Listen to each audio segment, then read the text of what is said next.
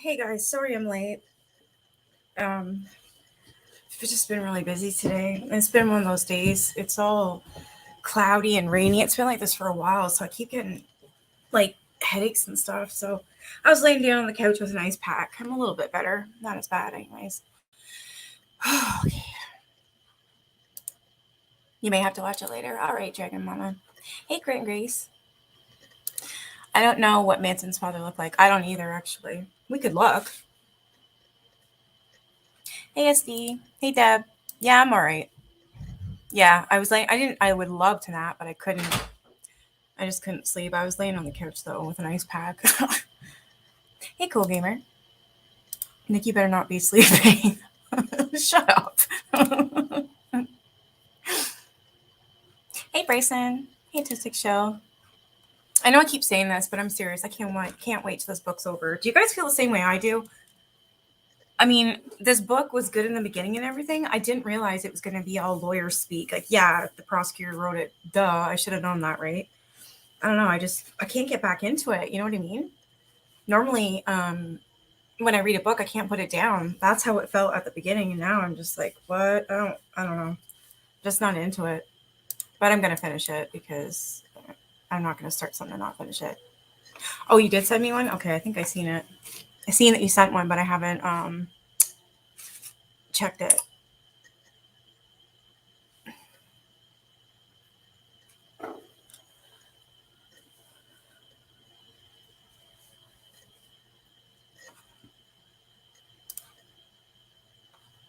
Yeah, exactly right, Melanie. And I still didn't watch it.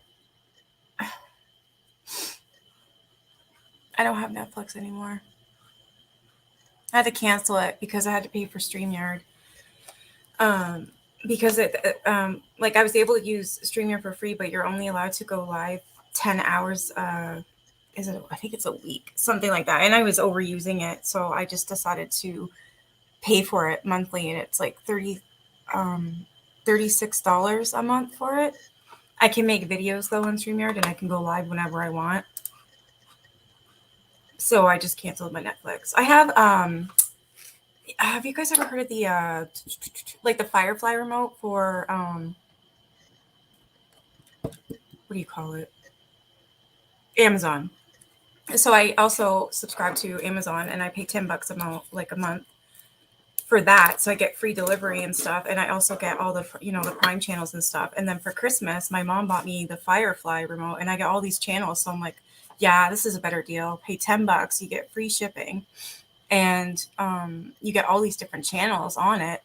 And I was like, yeah, this is a better deal. That way I can pay for StreamYard, and that's it, Amazon Fire, and that's why I can. Sorry, I can't even talk.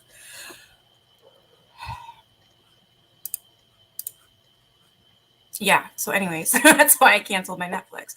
But I'm thinking there's those websites that are called like Yes Movies and all that stuff. I'm sure I can find it. Oh no, is it that bad at the beginning? Hey Deb.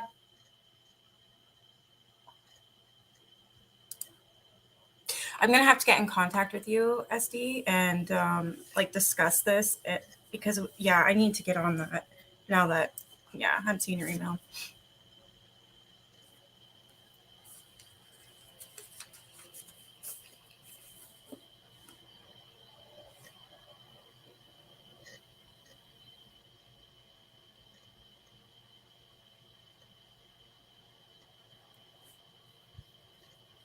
Oh, don't be sorry.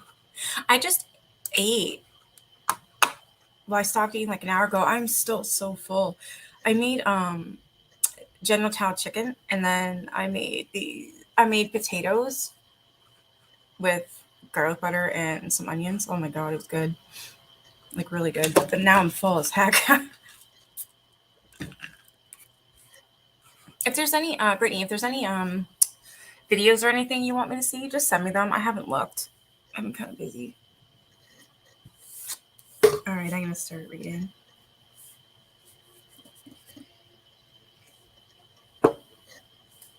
Every time I go live, your stuff with your face. I always do after watch. After this, I'll be like, yeah, I'm hungry again.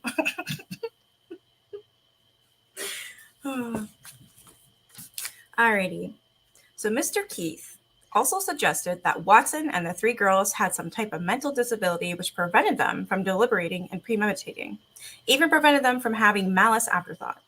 The problem with this, I told the jury, was that the defense never introduced any evidence of insanity or diminished capacity. On the contrary, I reminded the jury that Fitzgerald described the girls as bright, intuitive, perceptive, and well educated. While the evidence itself showed these defendants were thinking very, very clearly on those 2 nights of murder. Cutting telephone wires, instructing Linda to listen for sounds, hosing blood off their bodies, disposing of their clothing and weapons, wiping prints, their conduct clearly and unequivocally shows that on both nights they knew exactly what they were doing, that they intended to kill. They did kill, and they did everything possible to avoid detection. They were not suffering, ladies and gentlemen, from any diminished mental capacity. They were suffering from a diminished heart, a diminished soul. Oh, really? Autistic? I saw at least 2 videos on it earlier, and whew, poor Tim, I was cussing up a storm. I tried to tell. Yeah, I know.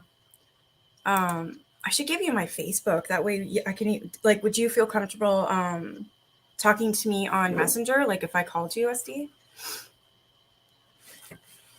If so, I'll give you my Facebook. I don't know, I just think it'd be easier because I have questions and whatnot, and then I wanted to go through some stuff with you, and then make that video, or even do a live. Okay, still up to his old tricks, Canerick had constantly interrupted many arguments with frivolous objections. Of course he did. That's the only part of this book that I find amusing is this Canerick guy, this Manson's lawyer. He's such an idiot. He's already been put in jail twice because of his mouth. So every time he talks, I'm constantly laughing. So of course he interrupted his, you know what I mean? Even after another contempt citation and $100 fine. Canerick persisted, calling counsel to the bench. Judge Older stated, I have come to the regretful conclusion during the course of the trial that Mr. Canerick appears to be totally without scruples, ethics, and professional responsibility so far as the trial of this lawsuit is concerned. And I want the record to clearly reflect that. Canerick says, may I be sworn? The court says, Mr. Canerick, I wouldn't believe you if you were.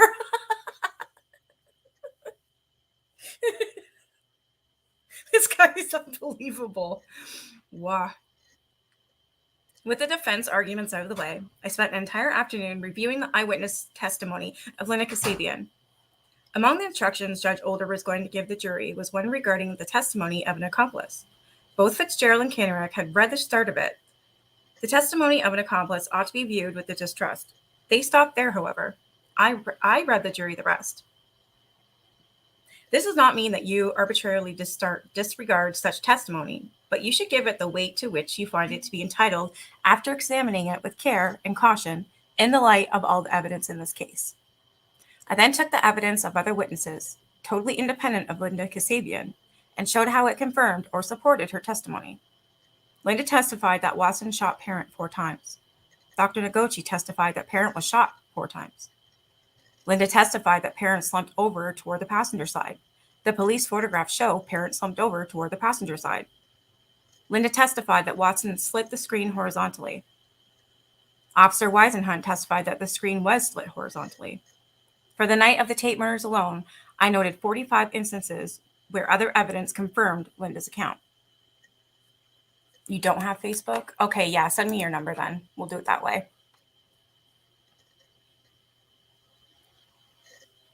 I concluded, ladies and gentlemen, the fingerprint evidence, the firearm evidence, the confessions, and all the other evidence would convince the world's leading skeptic that Linda Kasabian was telling the truth. I then cited every single piece of evidence against each of the defendants, starting with the girls and ending with Manson himself. I also noted that there were 238 references in the transcript to Manson's domination over the daily lives of his family and his co-defendants. The inference that he must have also been dominating and directing them on the 2 nights of murder was unmistakable, I pointed out.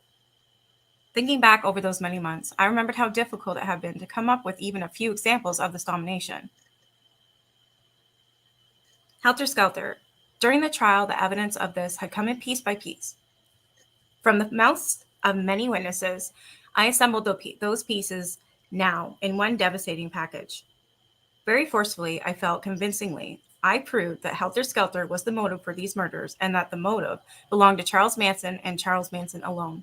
I argued that when the words Helter Skelter were found printed in blood, it was like finding Manson's fingerprints at the scene. We were nearly finished now. Within a few hours, the jury would begin its deliberations. I ended my summation on a very powerful note. Charles Manson, ladies and gentlemen, said that he had the power to give life. On the nights of Tate LaBianca murders, he thought he had the right to take a human life. He never had the right, but he did it anyway. On the hot summer night of August the 8th, 1969, Charles Manson, the guru who raped and bastardized the minds of all those who gave themselves so totally to him, sent out from the fires of hell at Spawn Ranch 3 heartless, bloodthirsty robots, and unfortunately for him, one human being, the little hippie girl Linda Kasabian. The photographs of the victims show how well Watson, Atkins, and Carmichael carried out their master Charles Manson's mission of murder. What resulted was perhaps the most inhuman, nightmarish, horror-filled hour of savage murder and human slaughter in the recorded annals of crime. As the helpless, defenseless victims begged and screamed out into the night for their lives, their lifeblood gushed out of their bodies, forming rivers of gore. If they could have, I am sure that Watson, Atkins, and Carmichael would gladly have swum in that river of blood, and with orgasmic ecstasy on their faces. Susan Atkins, the vampira, actually tasted Sharon Tate's blood. Oh my God, I did not know that.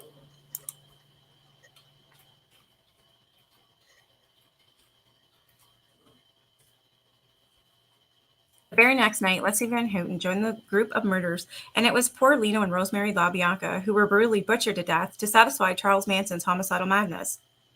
The prosecution put on a monumental amount of evidence against these defendants, much of it scientific, all of it conclusively proving that these defendants committed these murders. Based on the evidence that came from that witness stand, not only isn't there any reasonable doubt of their guilt, which is our only burden, there's absolutely no doubt whatsoever of their guilt. Ladies and gentlemen, the prosecution did its job in gathering and presenting the evidence. The witnesses did their job by taking that witness and testifying under oath. Now you are the last link in the chain of justice. I respectfully ask that after your deliberations, you come back into this courtroom with the following verdict. I then read in full the verdict the people wished. I came now to the end of my argument. What the newspapers would call the roll call of the dead. After each name, I paused, so the jurors could recall the person. Ladies and gentlemen of the jury, I quietly began. Sharon Tate, Abigail Folger, Wojciech Frykowski, Jay Sebring, Stephen Parent, Lena LaBianca, Rosemary LaBianca are not here with us now in this courtroom, but from their graves they cry out for justice. Justice can only be served by coming back to this courtroom with a verdict of guilty. Gathering up my notes, I thanked the jury for the patience and attention they had shown throughout the proceedings. It had been a very, very long trial. I noted, and an immense imposition on their personal and private lives. You have been an exemplary jury. The plaintiff at this trial is the people of the state of California. I have all the confidence in the world that you will not let them down. After the noon recess, Judge Older instructed the jury. At 3:20 p.m. on Friday, January 15th, 1971, exactly 7 months after the start of the trial, the jury filed out to begin their deliberations. Yeah, what the fuck, right? The jury deliberated all day Saturday, then took Sunday off. On Monday, they sent out 2 requests.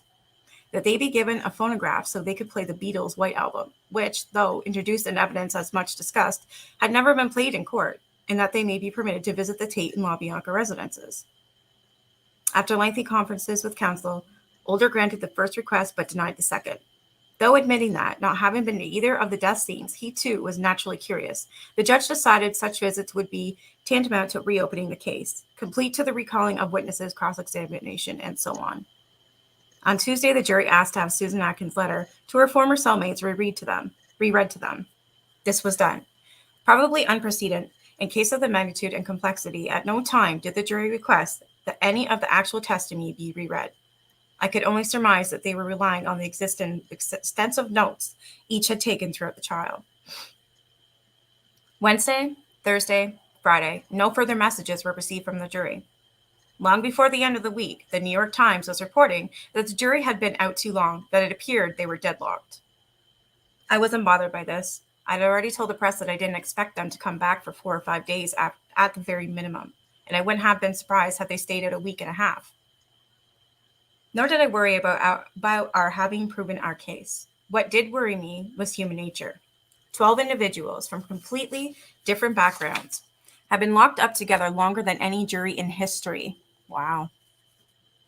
I thought a great deal about those 12 persons. Our one juror had let it be known that he intended to write a book about his experiences, and some of the other jurors were apprehensive about how they might be portrayed. The same juror also wanted to be elected foreman, and when he wasn't even in the running, was so piqued that for a day or two he couldn't eat with others.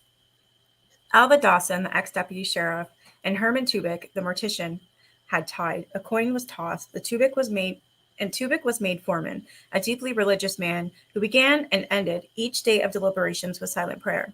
Tubik had been a stabilizing influence during the long sequestration. Would he or any of the other 11 hang up the jury because of some personal animosity or slight? I didn't know. Both Tubik and Roseland had daughters about the same age as Sadie, Katie, and Leslie. Would this affect their decision, and if so, how? Again, I didn't know. It was rumored largely on the basis of glances that they had exchanged in court that the youngest member of the jury, William McBride II, had become slightly enamored of defendant Leslie Van Houten.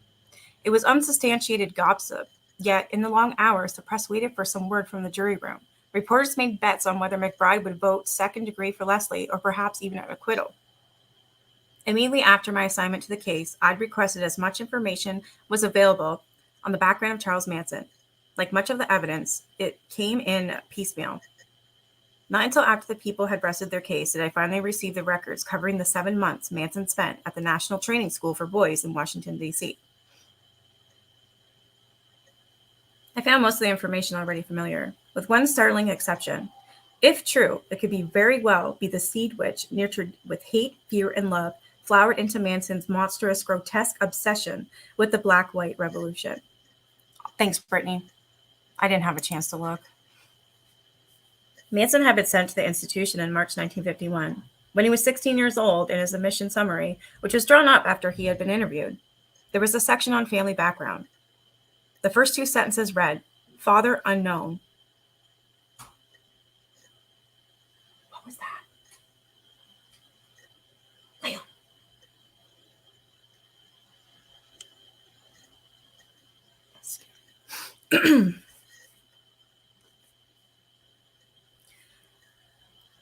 Manson had been sent to the institution on March 1951 when he was 16 years old.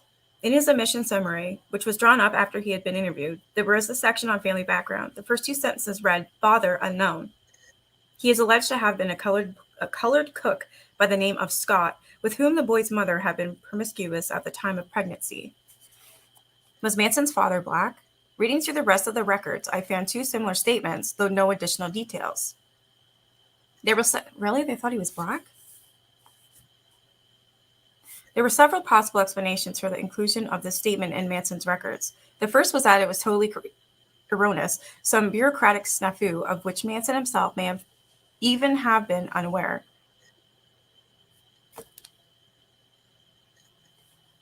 Another possibility was that Manson had lied about this in his interviews, though I couldn't imagine any conceivable benefit he would derive, particularly in the reform school located in the South. It was also possible that it was true. Not trying to be rude or anything, but he doesn't look like he's half black at all to me. I mean, I guess it would happen, but I don't know. He's such a liar, you never know with him.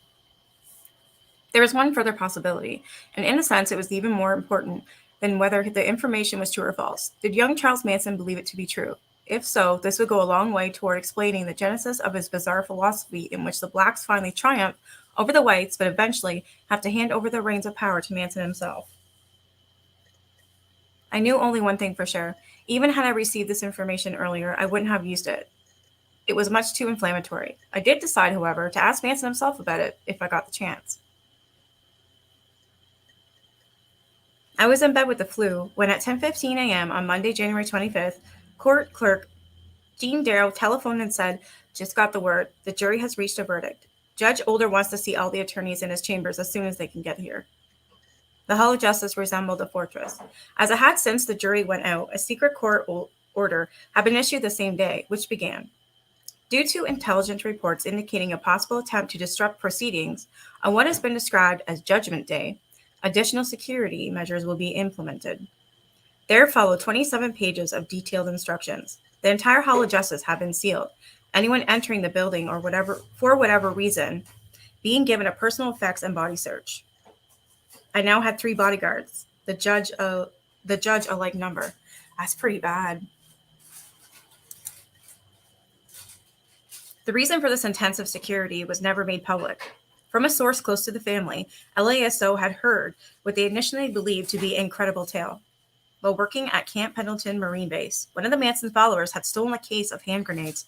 Holy shit. These were to be smuggled into court on Judgment Day and used to free Manson. Wow. That is terrifying.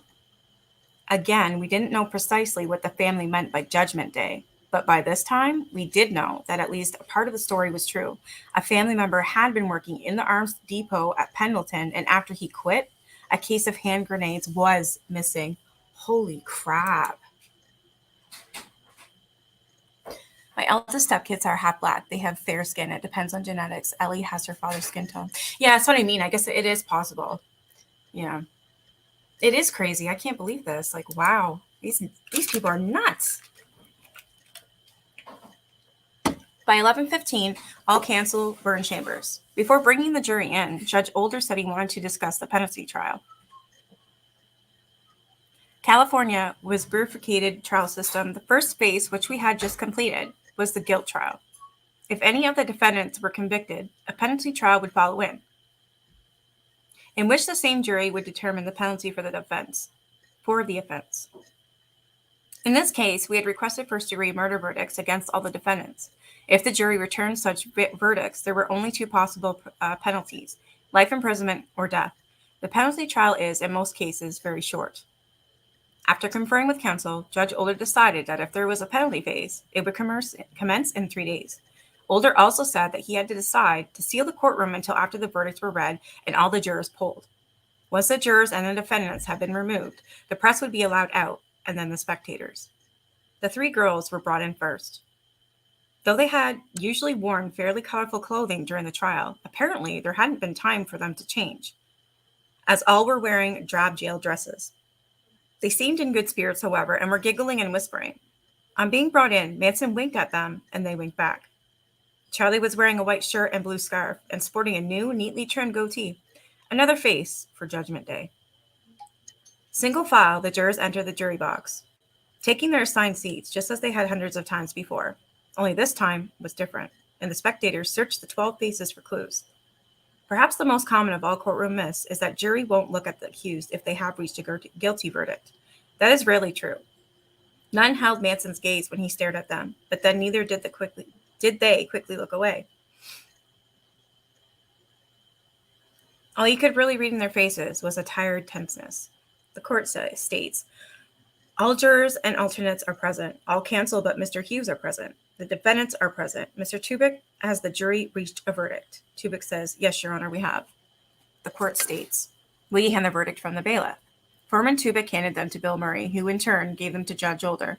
As he scanned them, saying nothing, Sadie, Leslie, and Katie fell silent, and Manson nervously fingered his goatee. You're black too? My aunt found on my dad's side a black descendant in the family. Oh, cool. My kids are mixed, but with white and Mexican, Native American, or First Nations. His family made my husband think our children was not his because they were too white. Oh, that's just so mean, cruel. It kind of stuck my foot in my mouth when I said that too, because he doesn't look black. You're right. It doesn't. Sometimes it's just the pigment of your skin. You know what I mean? The clerk will read the verdicts. In the Superior Court of the State of California, in and for the County of Los Angeles, the people of the State of California versus Charles Manson, Patricia Krumwinkle, Susan Atkins, Leslie Van Houten, case number A253156, Department 104. Darrow paused before reading the first of the 27 separate verdicts. 27. It seemed minutes, but was probably only seconds. Everyone sat as if frozen, waiting. It took DNA to shut it. Bastard. We, the jury, in the above entitled action, find the defendant, Charles Manson, guilty of the crime of murder of Abigail Folger in violation of Section 187 Penal Code of California, a felony as charged in Count 1 of the indictment, and we further find it to be murder of the first degree. Glancing at Manson, I noticed that, though his face was impassive, his hands were shaking. The girls displayed no emotion whatsoever. The jury had deliberated for 42 hours and 40 minutes over a 9-day period, a remarkably short time for such a long and complicated trial. The reading of the verdicts took 38 minutes. The people had obtained the verdicts they had requested against Charles Manson, Patricia Krenwinkel, and Susan Atkins. Each had been found guilty of 1 count of conspiracy to commit murder and 7 counts of murder in the first degree. Good. The people had also obtained the verdicts requested against Leslie Van Houten. She had been found guilty of 1 count of conspiracy to commit murder and 2 counts of murder in the first degree. I later learned that although McBride has suggested the possibility of a lesser finding against Leslie Van Houten, when it came time to vote, there was only 1 ballot, and it was unanimous. While the individual jurors were being polled, Leslie turned to Katie and said, "Look at the jury. Don't they look sad?" She was right. They did. Obviously, it had been a very rough ordeal.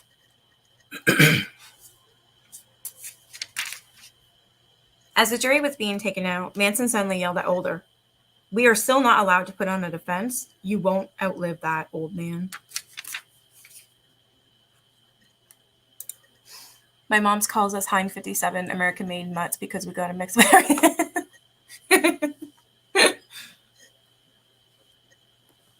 Canarac seemed strangely unmoved by the verdict.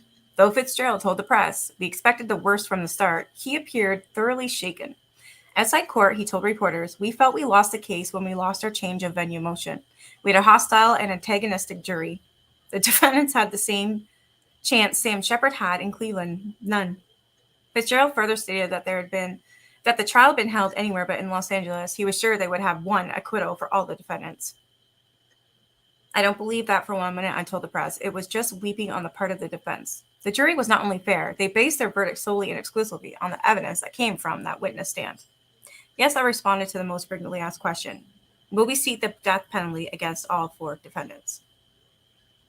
The Manson girls on the corner outside of the Hall of Justice first heard the news over the radio. They too were strangely calm, though Brenda told newsmen, "There's a revolution coming very soon." And Sandy said, "You are next, all of you." These are Manson's words, delivered in court months before, which they had been mouthing ever since. There was no tears, no outward display of emotion. It was as if they really didn't care. Yet I knew this wasn't true. Watching the interview later on TV, I surmised that perhaps they had conditioned themselves to expect the worst. In retrospect, another possibility emerges.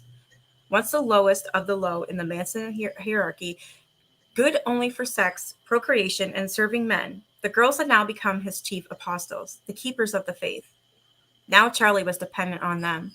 It appears quite likely that they were undisturbed by the verdict because they were already formulating a plan which, if all went well, could set not only Manson but all the other family members free. That's a scary thought.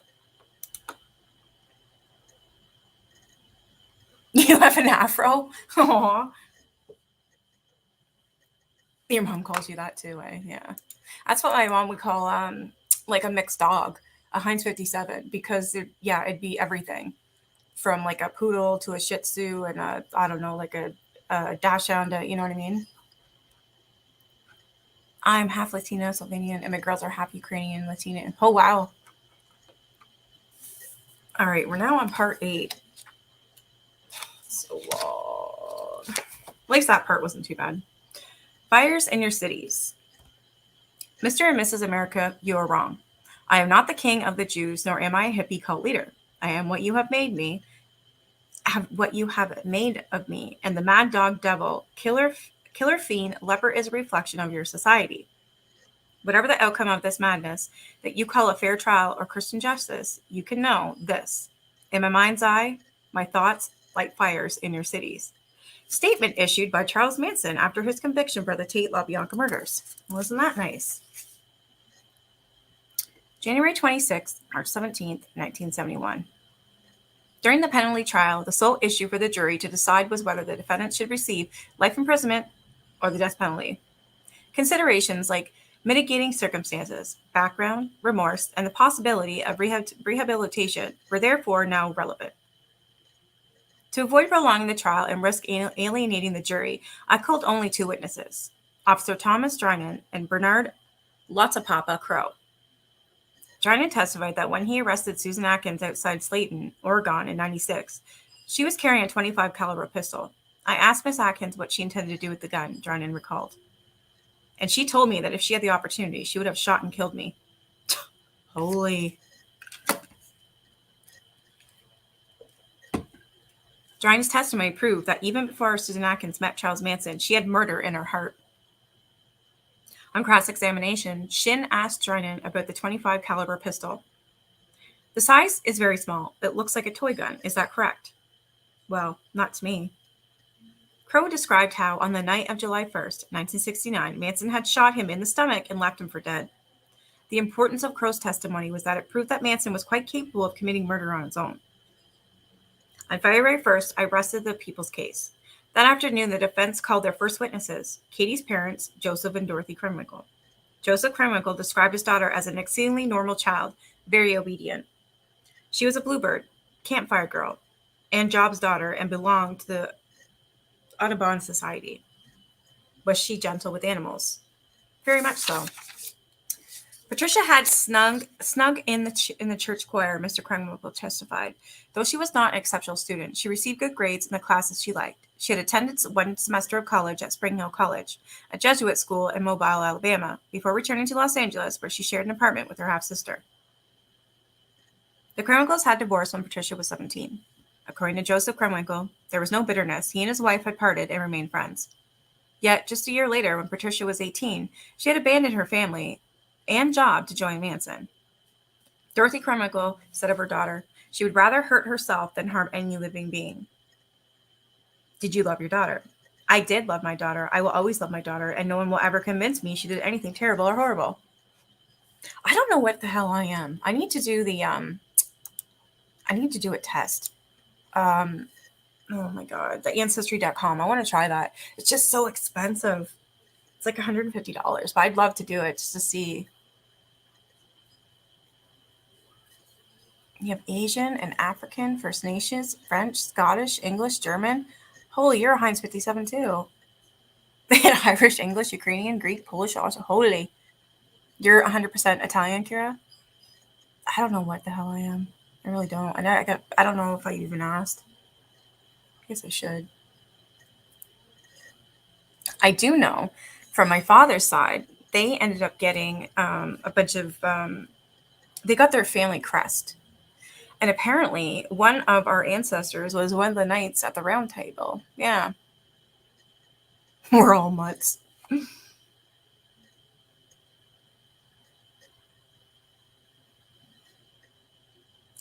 Thank you. No questions, Your Honor. Fitzgerald wanted to introduce into evidence a number of letters Patricia Krenwinkel had written to various persons, including her father and a favorite priest at Spring Hill. All were hearsay and clearly inadmissible. All I would have needed to do was object, but I didn't. Though aware that they would appeal to the sympathies of the jury, I felt that justice should prevail over technicalities.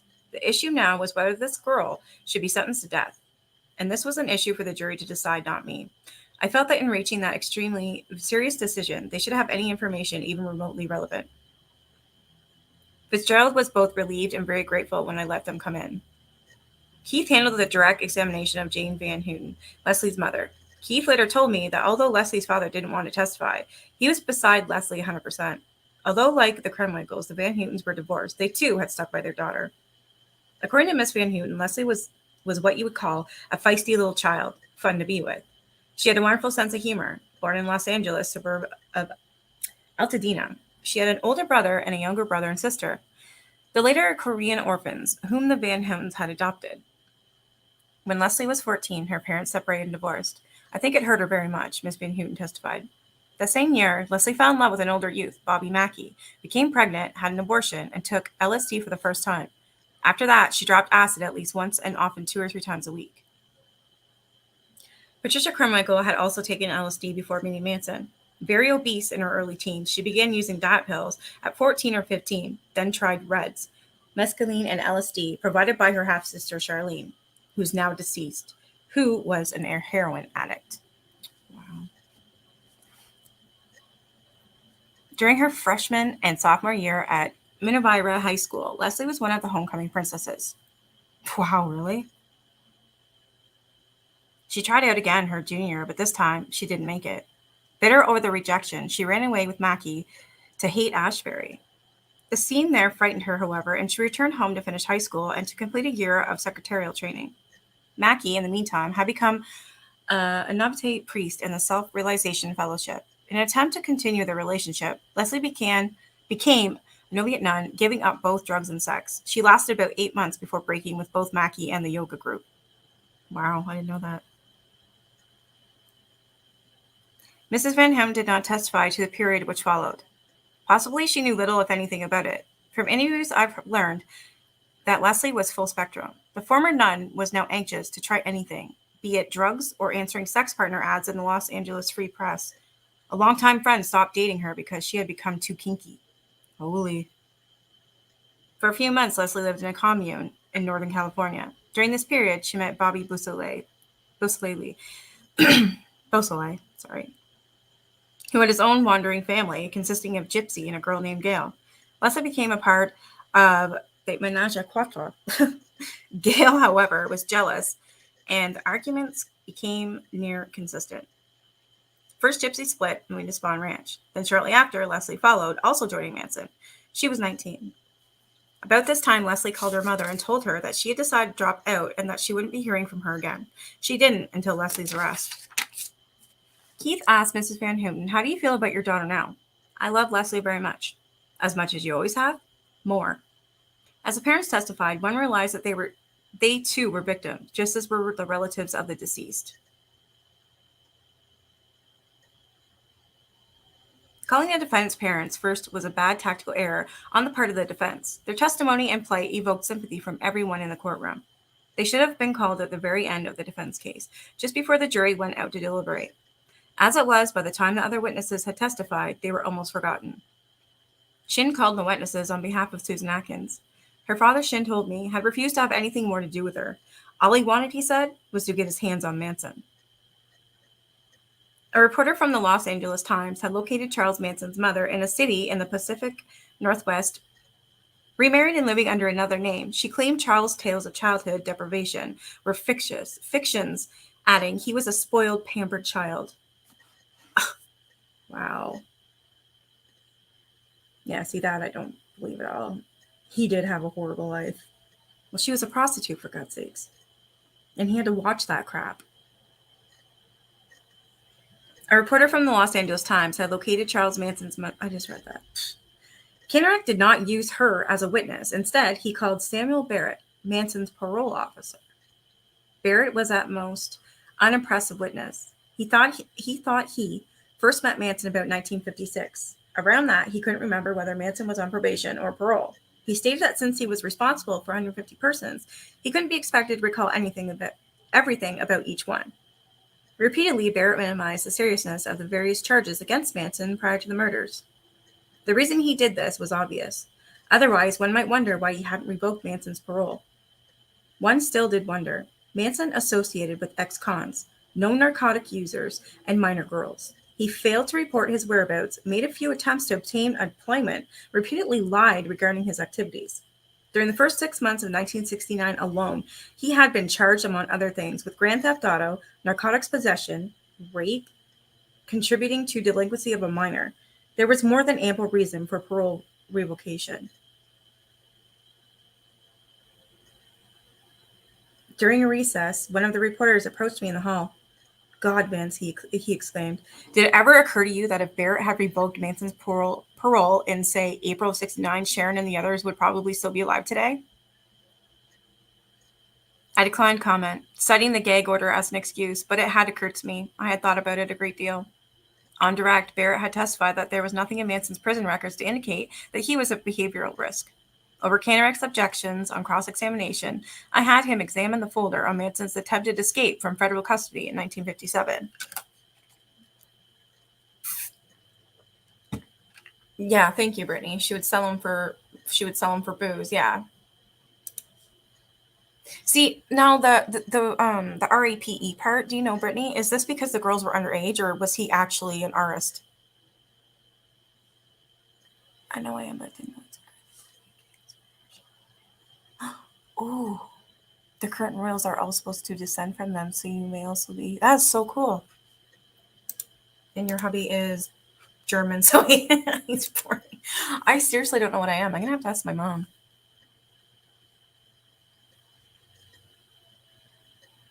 Yeah, King Henry was notorious with Mr. Seuss, absolutely. He says Amish. Some guy he worked with called him that, and it stuck. The line that my royal family is from, the Barnes line of my family. Oh, that is so neat.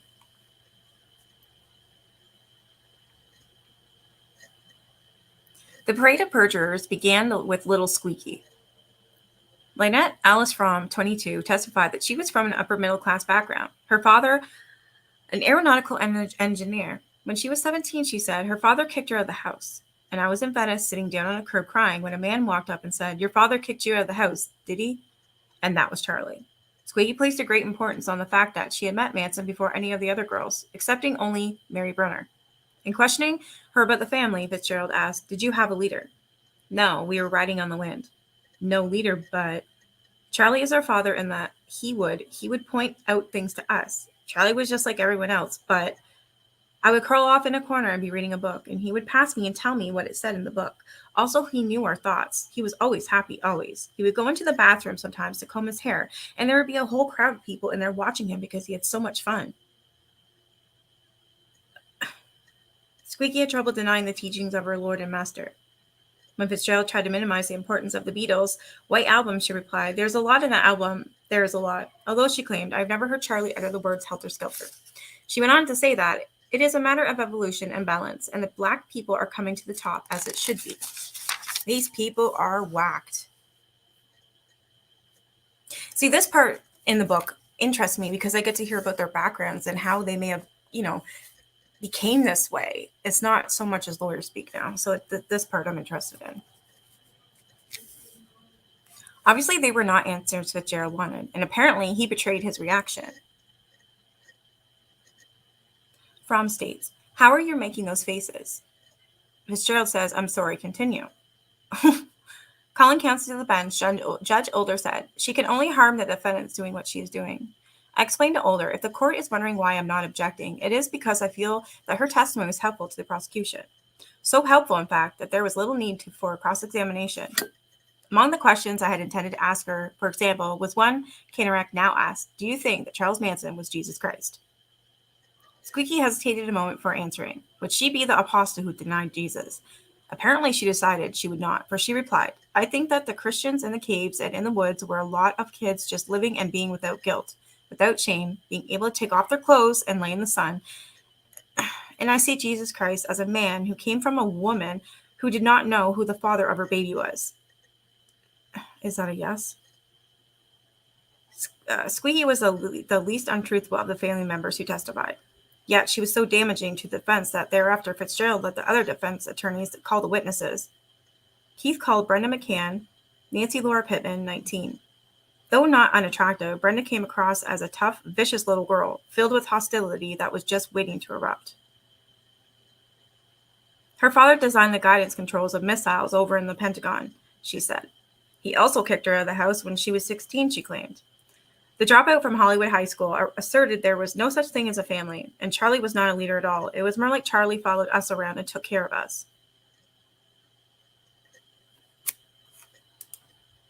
I love hearing the backstory. Most times religion plays a huge role in their lives. Yeah, I just want to know, you know what I mean? Like, what made them do these things? Squeaky was the least untruthful. Oh, I think I just read that. I don't know. But as with Squeaky and the girls who would follow her, it was obvious that Brenda's world revolved around a single axis. He was nobody special, but Charlie would sit down and all the animals would gather around him, donkeys, coyotes, and things. And one time he reached down and petted a rattlesnake. I don't believe that for a second. Questioned by Canorak, Brenda testified that Linda would take LSD every day. Took speed. Linda loved Tex very much. Linda followed Tex everywhere. On cross-examination, I asked Brenda, would you give up your life for Charles Manson if he asked you to? Many times he has given you life. Many times he has given you his life. That was the answer. Just answer the question, Brenda. Yes, I would. Would you lie on the stand for Charles Manson? No, I would tell the truth on the stand. So you would die for him but not lie for him. That's right. Do you feel that lying under oath is a more serious matter than dying, Brenda? I don't take dying all that seriously myself. Ali's witnesses were extremely antagonistic toward their real families. Sandra Good, for example, claimed that her father, a San Diego stockbroker, had disowned her, neglecting to mention that this was only after he had sent her thousands of dollars and was threatened by Manson if he didn't give her more. Manson had severed their umbilical cords while fasting one of his own. Throughout their testimony, it showed, even more than Squeaky and Brenda, Sandy rhapsodized on Manson's magical powers. She told the story of how Charlie had breathed on a dead bird and brought it back to life. I believe his voice could shatter this building if he so desired. Once he yelled, and a window broke. Clearly, these people are always on drugs. So, that has to be... This is insane. It was not until the penalty trial that the jury learned of the vigil of the family members on the corner of Temple and Broadway. Rather movingly, Sandy testified to life there. You can hardly see the sky most of the time for the smog. They're always digging. Every day, there's a new project going. Something is always under construction. They're always ripping out something and putting something in, usually of concrete nature. It is insane out there. It's madness. And the more I'm out there, the more I feel this X. I am X'd out of it. After I declined to cross-examine Sandy, she very angrily asked, why didn't you ask me my questions? Oh. Because you said nothing which hurt the people's case, Sandy, I replied. In fact, you helped it. I'd anticipated that Sandy would testify that Manson wasn't even at Spawn Ranch at the time the murders had occurred. When she didn't, I knew the defense had decided to abandon the idea of using an alibi defense, which meant they had something else in mind. But what?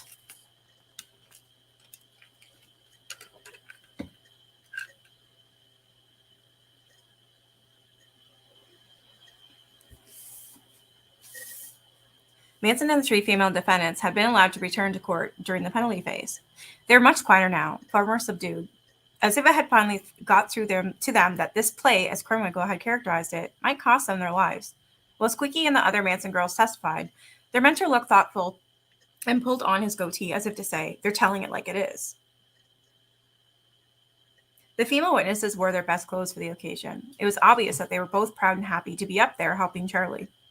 The jurors shared a common expression, incredulity.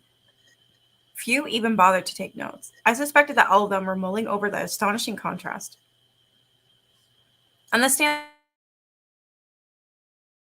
the girls talked of love, music, and babies.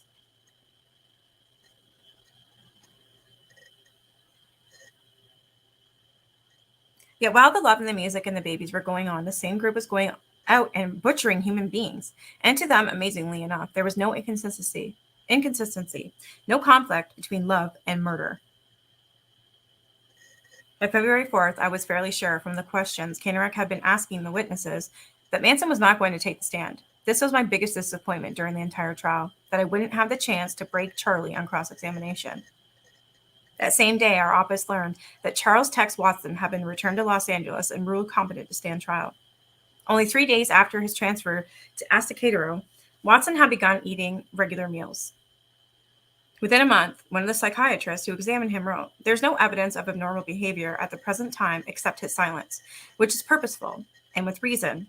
Another later noted, "Psychological testing gave a scattered pattern of responses inconsistent with any recognized form of mental illness. In short, Tex was faking it." Figures. All this information would be useful, I knew, if Tex tried to plead insanity during the trial, which was now scheduled to follow the current proceedings. Catherine Scher, aka Gypsy, was the defense's most effective liar. She was also, at 28, the oldest female member of the family, and of all its members, she had the most unusual background. She was born in Paris in 1942. Her father, a Hungarian violinist. Her mother, a German Jewish refugee. Both parents, members of the French underground, committed suicide during the war. Oh wow, that is heartbreaking. That's why I like to read about their backgrounds because I need this to make sense to me. You know what I mean, Melanie? Like I just can't I just don't think people are born bad. I think it's certain circumstances in their life that makes them this way, and then it's almost like you choose which way you can go, but then I don't know if it's that at all. It's almost like it's like a mind thing. It's what your mind can handle and can't handle, or like I stated, a lot of us have had some bad shit happen to us. Doesn't mean we're going to come out and we're going to be like, Manson and his followers, right? But they did. And I think it's because of circumstances that maybe they just couldn't comprehend. Like their mind didn't fully develop into what was right, what was wrong. They don't know better. I'm not trying to make the excuse, but I kind of am. Yes, products of their environment. Thank you. Exactly. Like that. I don't know. It's like I have to allow my mind to go there because I can't fathom how these people would just do these things for no reason. You know what I mean? I think it's like, well, like any human would think this. All of us in this chat here would think this.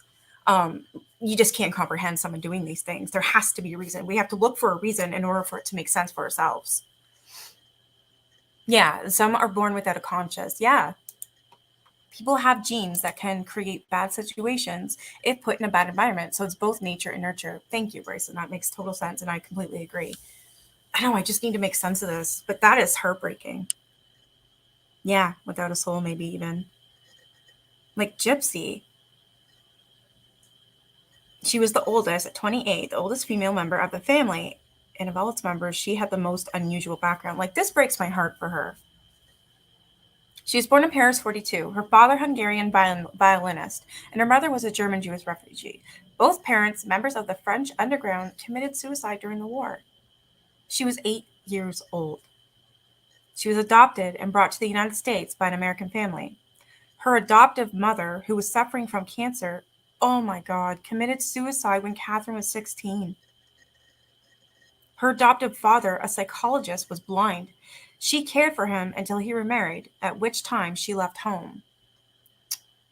Like, I feel so sad for her. But then again, it's like she had the choice not to be the way she is. But then also, what if she just doesn't have that conscience? I think that's what interests me about this is the psychological part because I don't understand. Someone like this? Wow. Yeah, I do feel bad for her. I really do. Like to have your own parents do that, to get adopted, and then when you're 16, your second mother, adopted mother, does that. Wow. Hey, Benita. A graduate of Hollywood High School, Gypsy had attended college for 3 years. She got married and she divorced a year later. A violin virtuoso since childhood with an unusually beautiful singing voice, she had obtained work in a number of movies. I didn't know that. It was one. It was on the set of one in Topanga Canyon that she became involved with Bobby Beausoleil, who had a minor role. About 2 months later, Beausoleil introduced her to Charles Manson, and that's where the downfall began. That's what I'm thinking too, Melanie.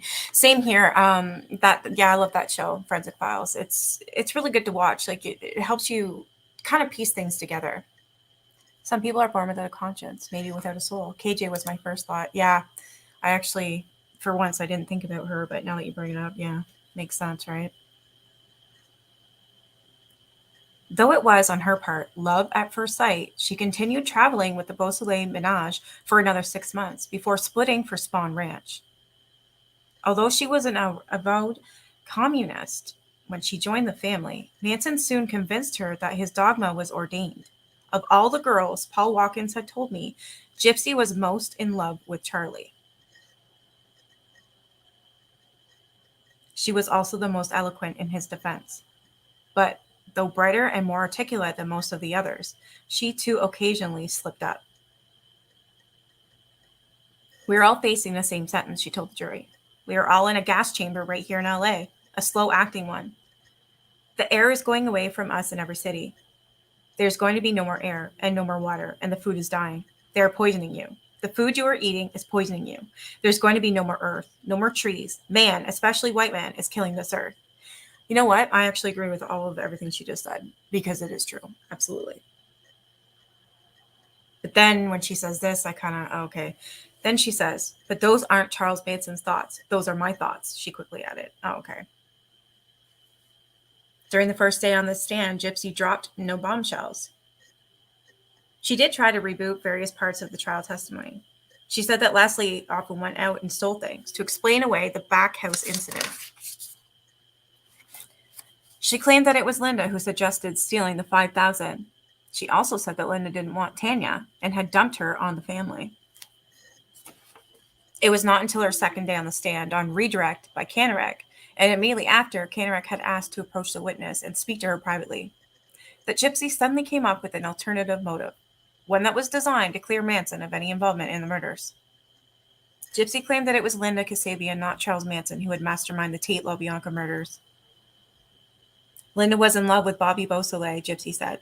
When Bobby was arrested for the Hinman murder, Linda proposed that the girls commit other murders which were similar to the Hinman slaying, in the belief that the police would connect the crimes and, realizing that Beausoleil was in custody when these other murders occurred, set him free.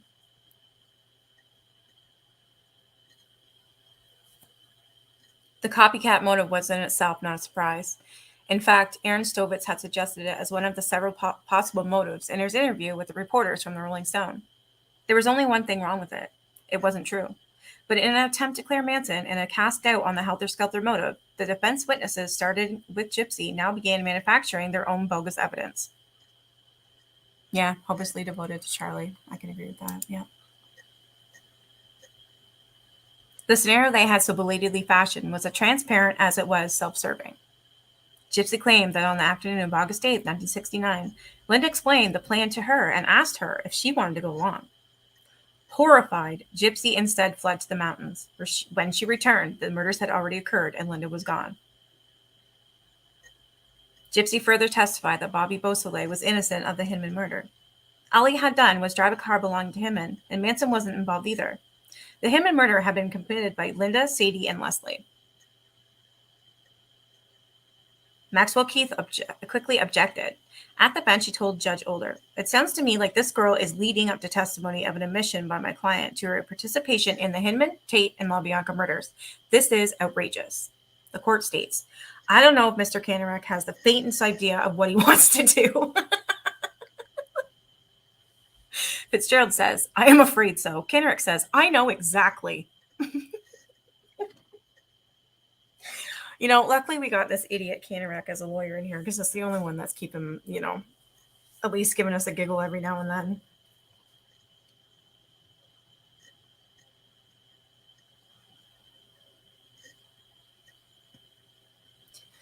Keith observed, "I talked to this witness yesterday at the county jail about her testimony. It was sort of innocuous testimony regarding Leslie. And all of a sudden, boom, we were being bombed out of the courtroom. On cross-examination, I asked, 'Isn't it true, Gypsy, that what you were trying to do was clear Charles Manson at the expense of Leslie and Sadie?' Her answer was, 'I wouldn't say that. No, it's not true.' To destroy her credibility, I then impeached Gypsy with a number of inconsistent statements she had previously made. Only then did I return to the bogus motive. Gypsy had testified that immediately after hearing of the Tate LaBianca murders, she was sure that Linda, Leslie, and Sadie were involved. I asked her, if in your mind Linda, Sadie, and Leslie were somehow involved in the Tate LaBianca murders, and Mr. Manson was innocent and had nothing to do with it, why haven't you come forward? Why haven't you come forward before today to tell the authorities about this conversation you had with Linda?"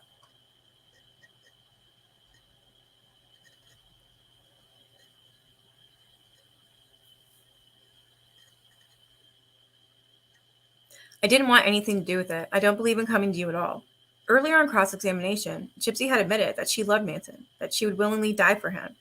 After reminding her of these statements, I said, "All right, and you believe he had nothing to do with these murders, right?" "Right. And yet you let him stay in jail all these months without coming forward with this valuable information?" Gypsy evaded a straight reply. "Hey, Teresa. When was the first time that you told anyone about this infamous conversation that you had with Linda and she asked you to go out and murder someone?" "Right here." "Today?" "Uh-huh. So today on the witness stand was the first time you decided to release all this valuable information. Is that right?" "Yes, that's right." I had her. I could now argue to the jury that here's Manson being tried for 7 counts of murder, and there's Gypsy, out on the corner of the Temple and Broadway 24 hours a day since the start of the trial, a girl who loves Manson, who'd give her life for him, but who waits until well into the penalty trial, on redirect at that, before she decides to tell anyone what she knows. At 6:01 a.m. on February 9th, 1971, a monster earthquake shook most of Southern California. Measuring 6.5 on the Richter scale, it claimed 65 lives and caused millions of dollars worth of damage. Holy crap. I woke thinking the family was trying to break into our house. The jurors awoke to find water cascading on them from broken pipes above their rooms. Can you imagine? Yeah, exactly. This prosecutor, can you imagine that? An earthquake happens, and that's his first thought, is he thought the family was trying to break into his house. He has every right to. What this family was doing and what they were planning on doing, it's just insane. The girls on the corner told reporters Charlie had caused the quake. I couldn't even say that fully. Holy cow. So the girls on the corner told reporters Charlie had caused the earthquake. Okay. Despite the disaster, court resumed at the usual time that morning, with Susan Atkins taking the stand to trigger an earthquake of her own. Dave Shin's first question of his client was, Susan, were you personally involved in the Tate and LaBianca homicides? Susan, who was wearing a dark jumper and a white blouse and looking very little girlish, calmly replied, yes.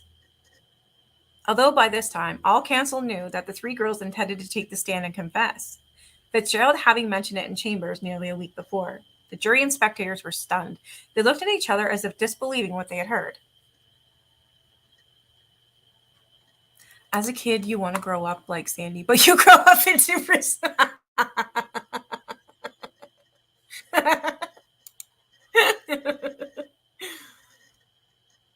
Oh no, you dropped stitches in the last row. You don't know how to fix it with a looking whack. Be right back. Need a bit of break for a few minutes. I'm going to have to start. Oh, really?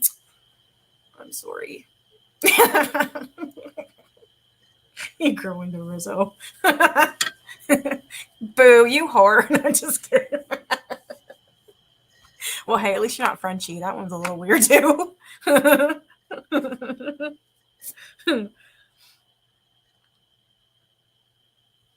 Shin then took Susan through her background. Okay, now we're going to learn about Susan Atkins' background. Her early religious years. I sang in the church choir. The death of her mother from cancer. I couldn't understand why she died, and it hurt me. Her loss of faith, her problems with her father. My father kept telling me, you're going downhill, so I just went downhill.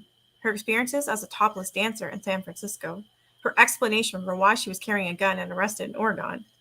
I was afraid of snakes, she said. And her introduction to drugs, Haight-Ashbury, and her first fateful meeting with Charles Manson. Yeah, you would know what she's talking about, Teresa. I don't. I'm assuming I know, and I'm assuming it sucks really bad.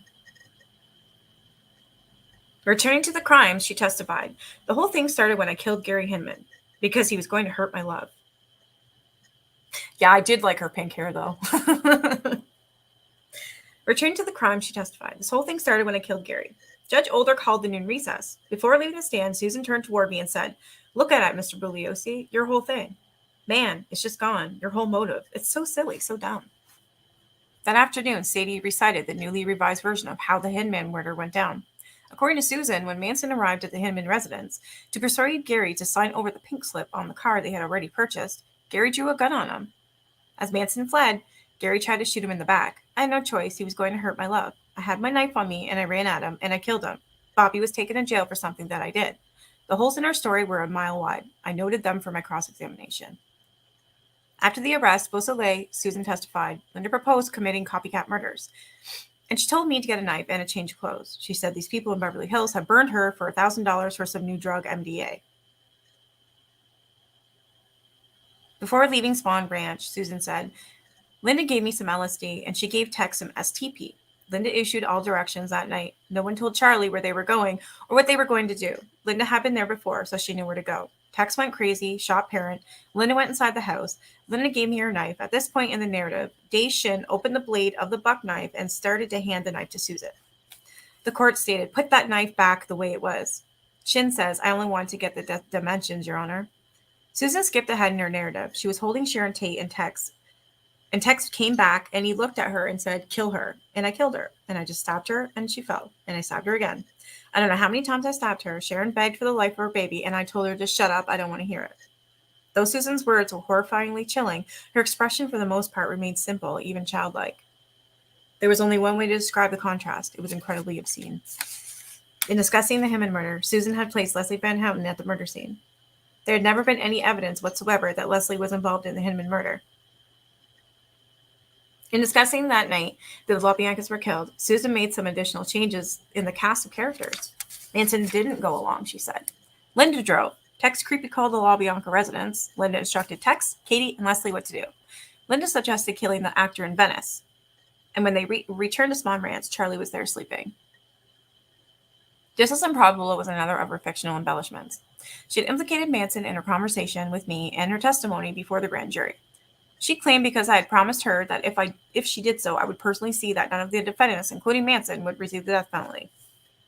The best refutation of this was that she had implicated Manson on the tape she made with Calabero days before our first meeting. Describing that meeting, Sadie said, Bugliosi walked in. I think he was dressed similar to the way he's dressed right now, gray suit and a vest. This was back in 1969, right? Right, he looked younger then. We'd all gone through a lot in our last 14 months. Shin then began questioning Susan about Shorty. I asked her to approach the bench.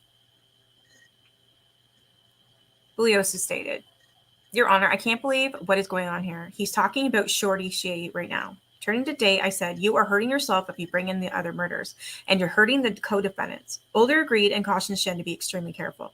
I was worried that if Shin continued, the case might be reversed on appeal.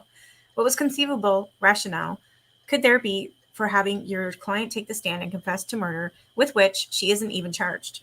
Fitzgerald took over the direct. He asked Susan why the Tate victims were killed. Because I believed it was the right way to get my brother out of jail, and I still believe it was right. Miss Atkins, were any of those people killed as a result of any personal hate or animosity that you had toward them? No.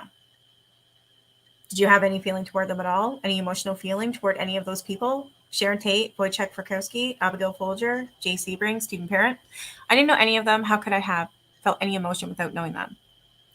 Fitzgerald asked Susan if she considered these mercy killings. No. As a matter of fact, I believe I told Sharon Tate I didn't have any mercy for her. Wow. Susan went on to explain that she knew what she was doing was right when I was doing it. She knew this because when you do the right thing, it feels good. That is disgusting.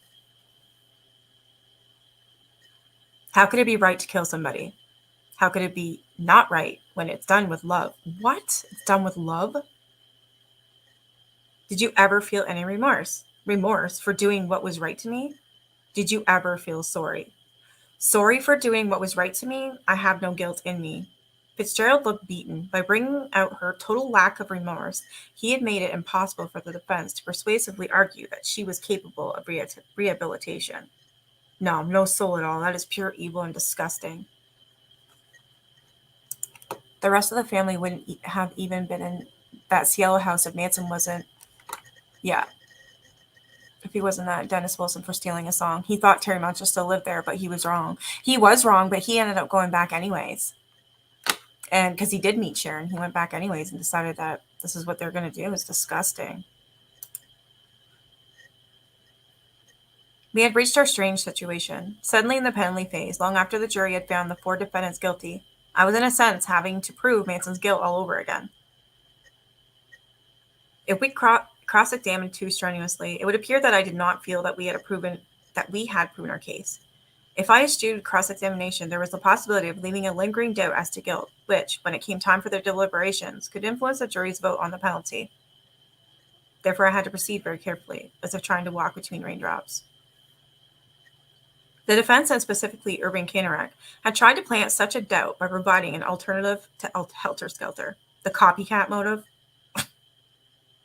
Though I felt the testimony on this was thoroughly unconvincing, this didn't mean I could sit back and presume the jury would feel as I did.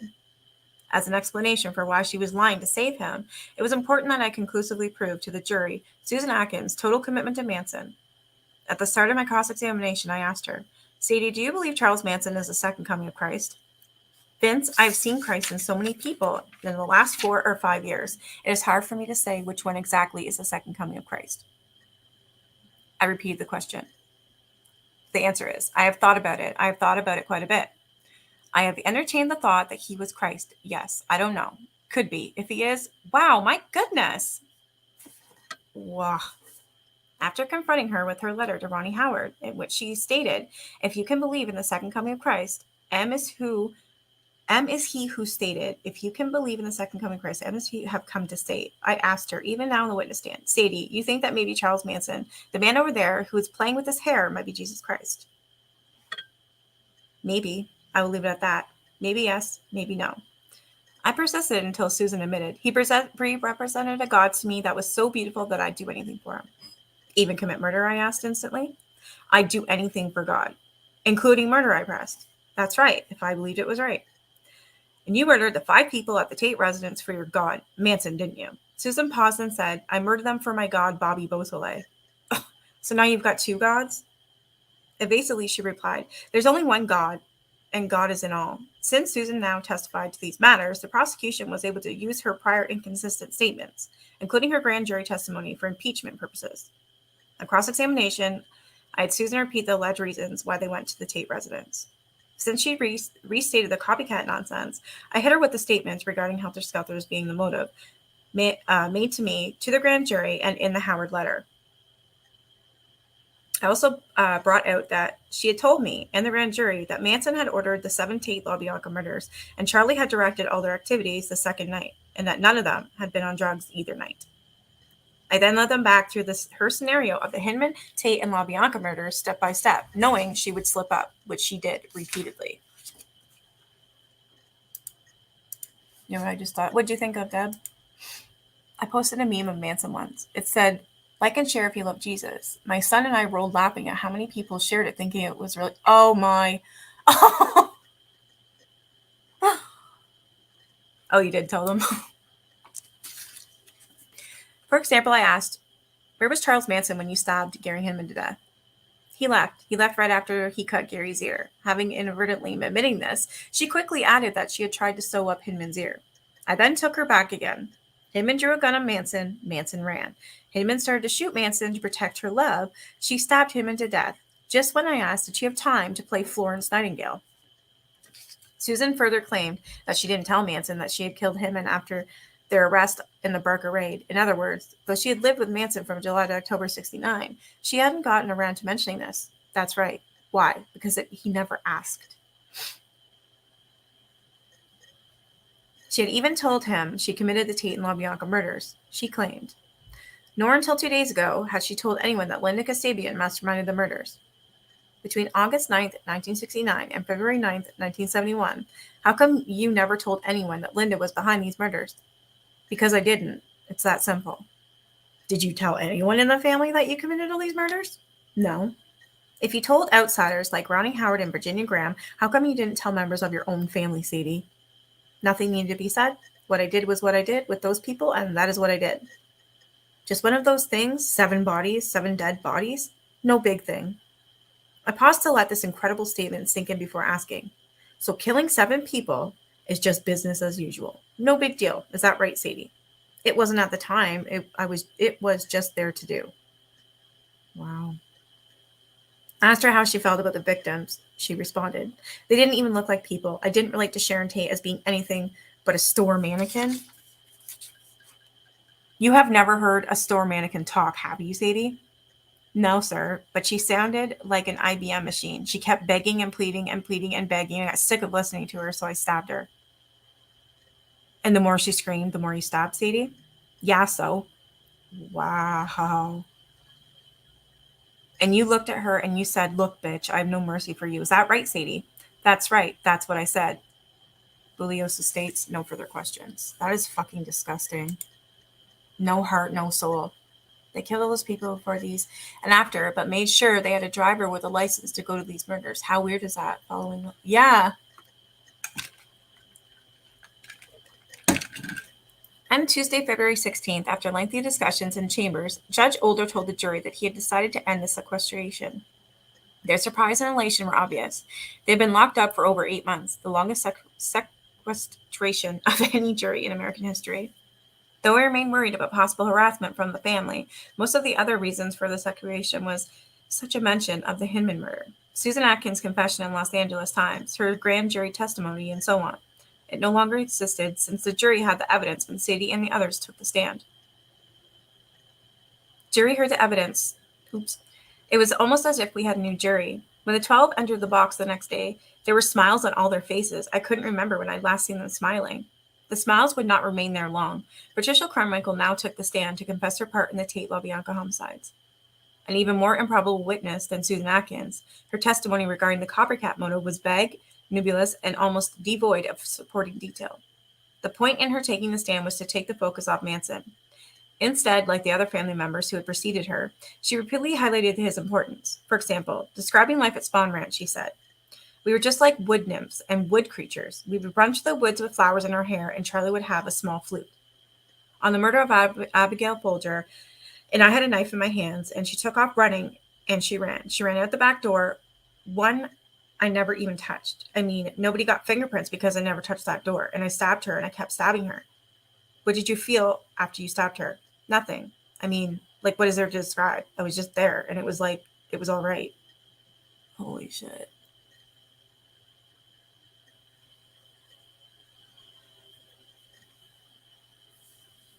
On the murder of Rosemary LaBianca, according to Katie, she and Leslie took Rosemary LaBianca into the bedroom and were looking through the dresses in her closet. When hearing Leno scream, Rosemary grabbed a lamp and swung at them.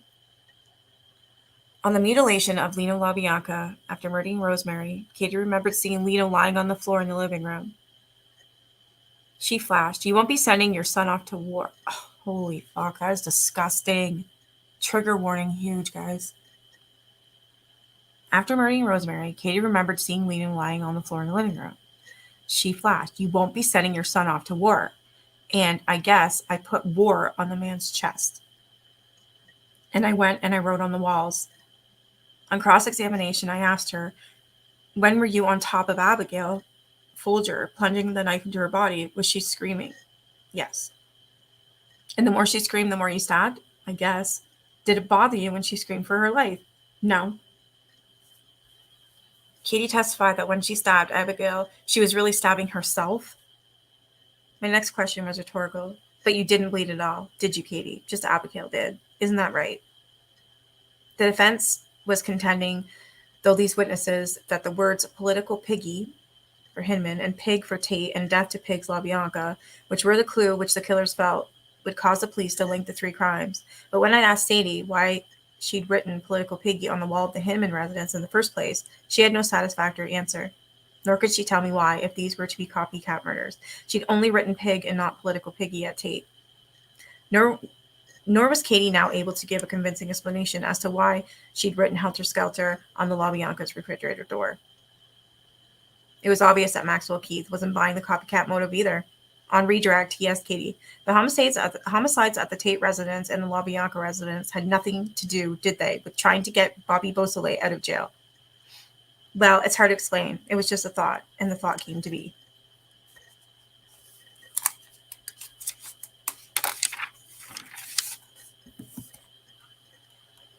That is weird, yeah.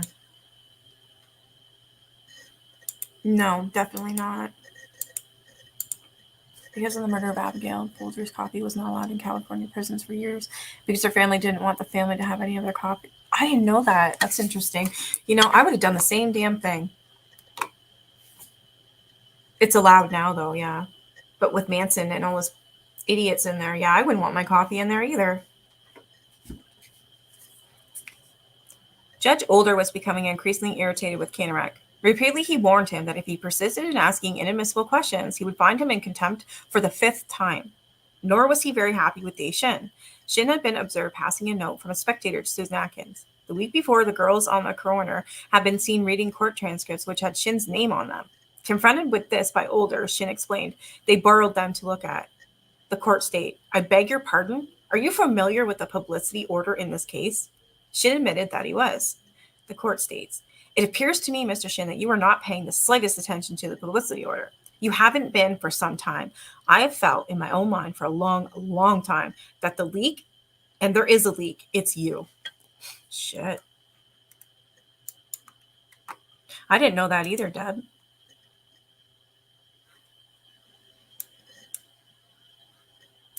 I only knew because both my parents were in prison with the family. Oh, yeah, I remember you saying that. Maxwell Keith very reluctantly called his client Leslie Van Houten to the stand. After taking her through her background, Keith asked to approach the bench. He told Older that his client was going to involve herself in the Hinman murder. He had discussed this with her for hours and hours, but to no avail. When she began reciting her tale, the transparency of the fictions became obvious. According to Leslie, Mary Brunner was never at the Hinman residence, while both Charlie Manson and Bobby Beausoleil left before the actual killing took place. It was Sadie, she said, who killed Gary. I don't either, Deb. That's why all I said was, she did speak that to me before.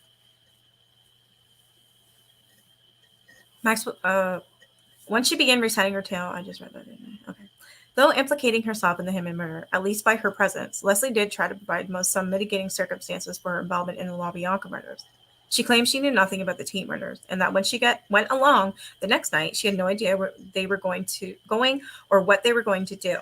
The murder of Rosemary LaBianca was made to seem almost like self-defense.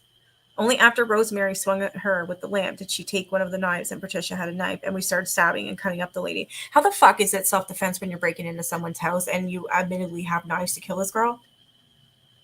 Wow. Up to that time, did you have any intention of hurting anybody? No. Did you stab her after she appeared to be dead, Les?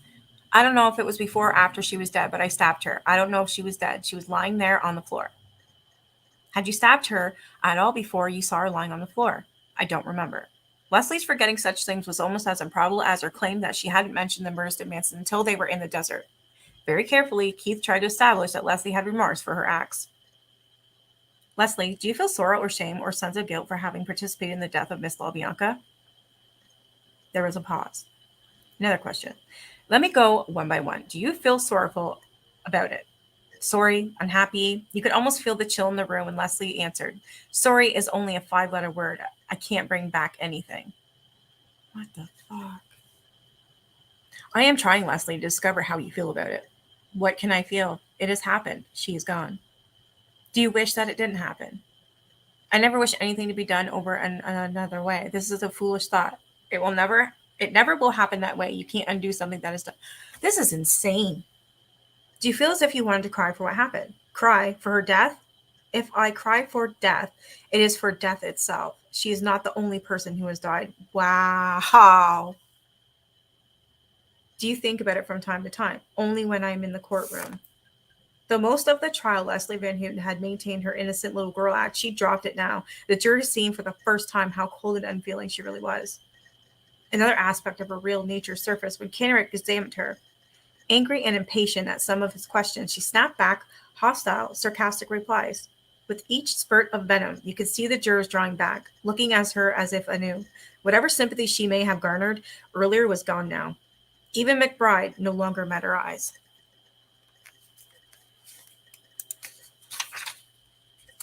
Hey, Joe. Thank you for stopping by. Oh, you're such a sweetheart.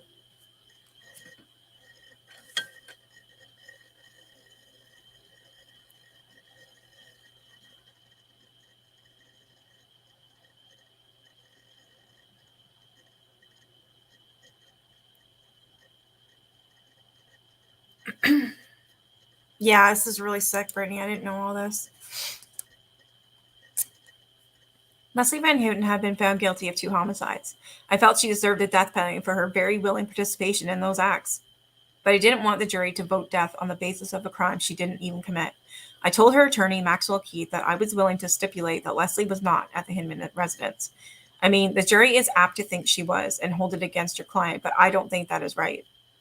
Also, during cross-examination, I asked, did you tell anyone prior to your testimony on the witness stand that it was you who was along with Sadie and Bobby Beausoleil at Gary Hinman's house? I told Patricia about it. Actually, it was Mary Brunner who was inside the residence, not you. Isn't that correct?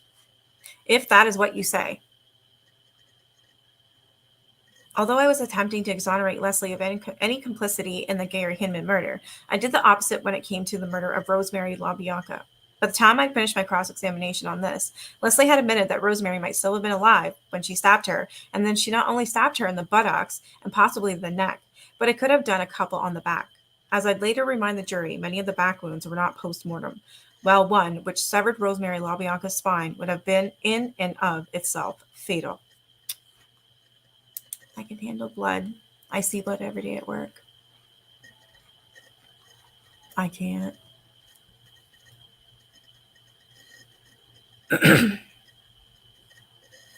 As with Sadie and Katie emphasized the improbabilities in her copycat tale.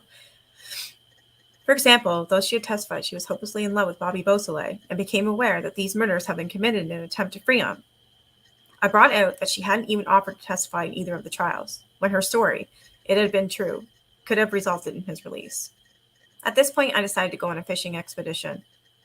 Though I had no definite knowledge that this was so, I strongly suspected that Leslie had told her first attorney, Marvin Part, the true story of these murders.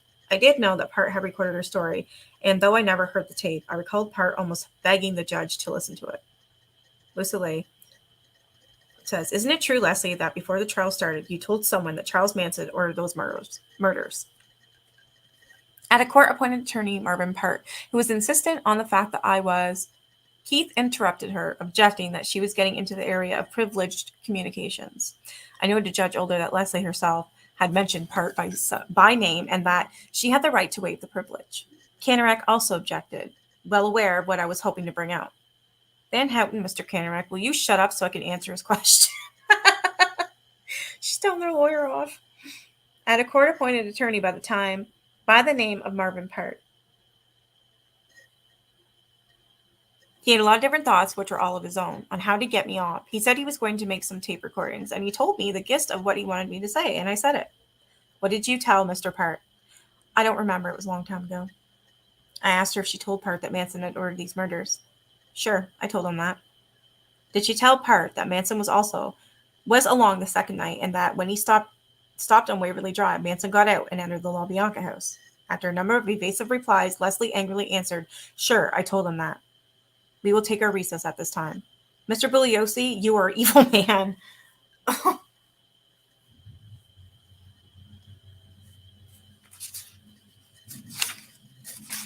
keep saying we're almost done this book, and I don't know. I feel like I'm not getting anywhere. I'm going to stop there, though, just because I wanted to show what Brittany sent me.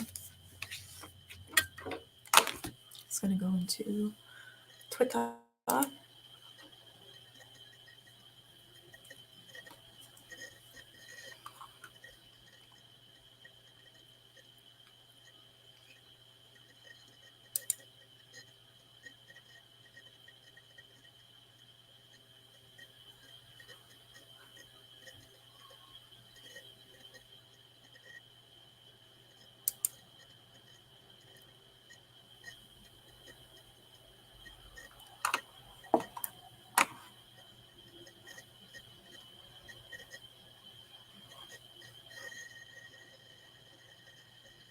All right, I have two videos here. There's the Manson family, where are they now?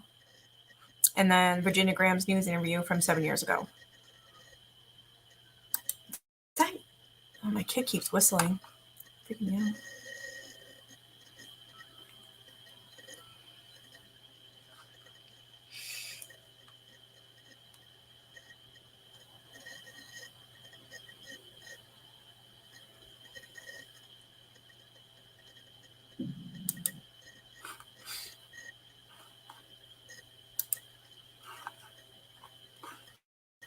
All right, so we're going to watch this one called Where Are They Now?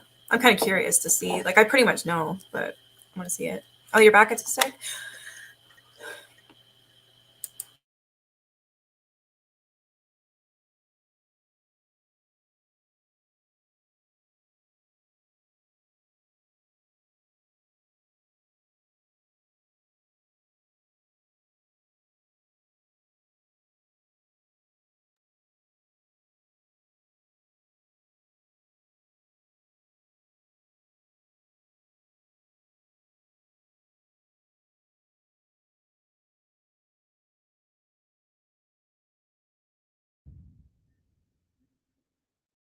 Charles Manson, the American sect leader and mass murderer who died in prison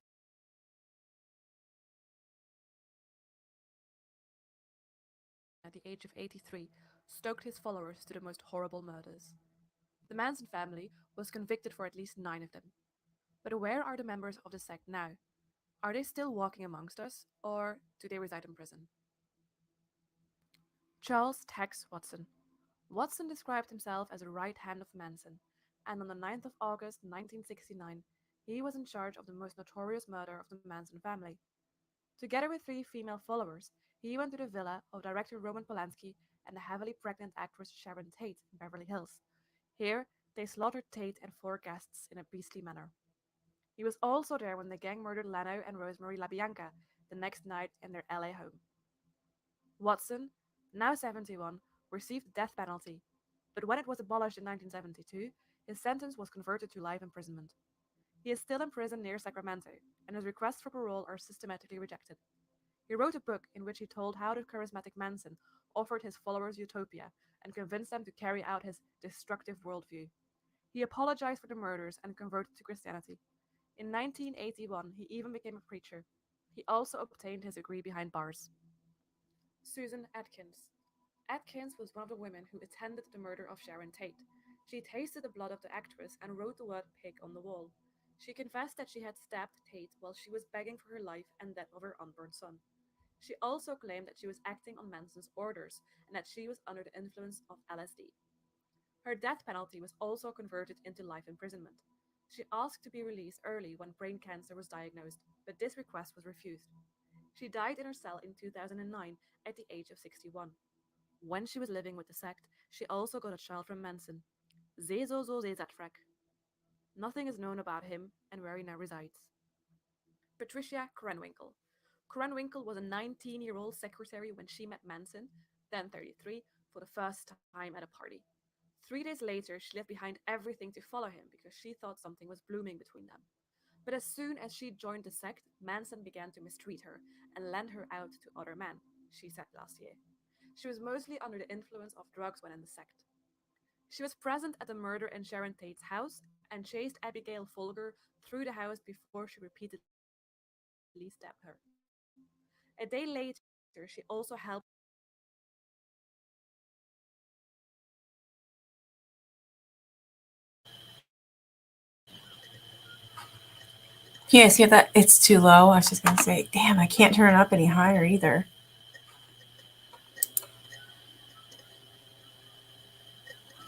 Good night, Lori. That's as high as I can get it. I got my computer on 100 and then, yeah, it's on 100. Damn.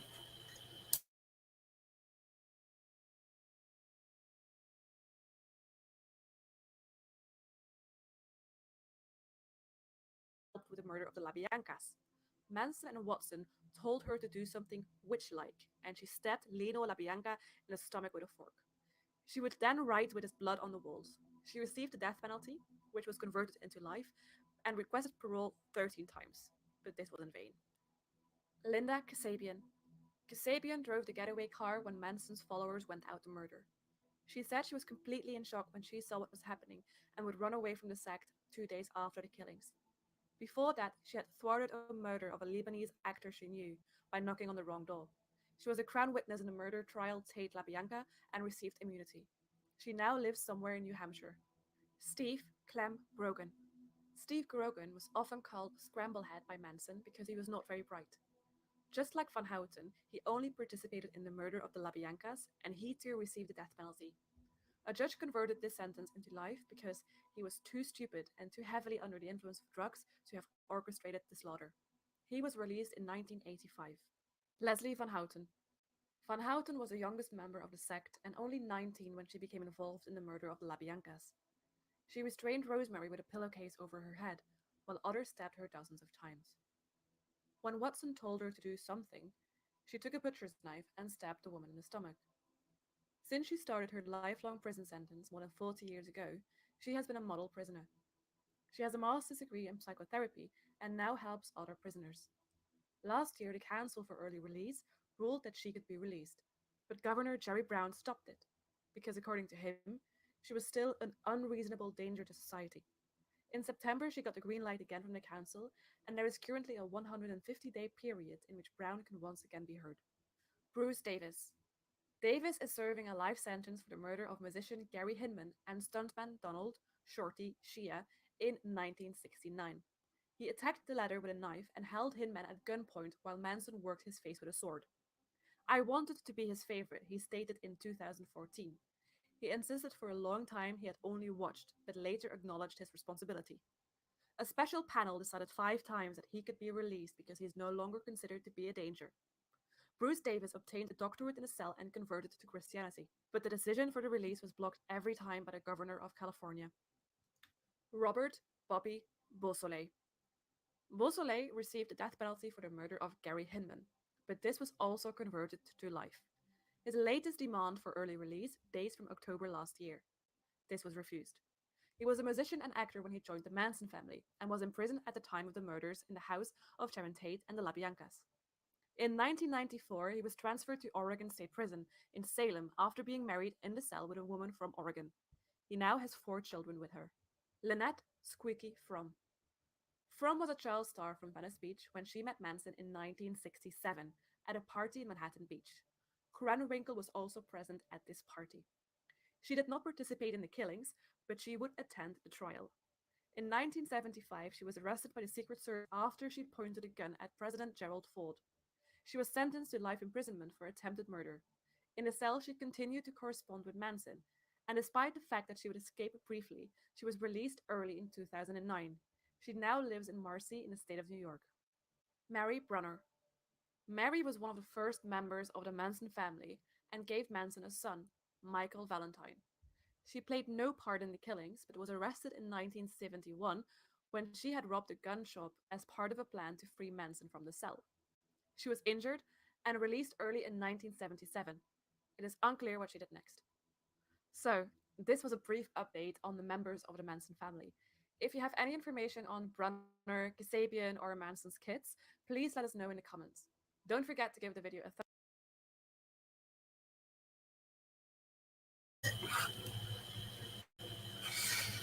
Sorry, I know it was really low. They blame drugs, but vividly remember exactly what the exactly. Yeah, yeah. They definitely don't have any remorse. You're gonna start again. No, is that the one you're working on for me, autistic? I feel so bad. If you lost control because of drugs, you'd at least be sort right, and they aren't. Yeah, not so. I agree. There's one more that I got sent from Brittany. Thank you, Brittany. I appreciate that very much. Like I said, I didn't have time. Oh my god, I'm so busy. Like tomorrow, I'm gonna do more on the indigenous children. I was actually told to mind my own fucking business. That was really rude, but I'm not going to. People can be harsh. Tell you that much. I just blocked her and moved on, but yeah, I plan on doing it again tomorrow.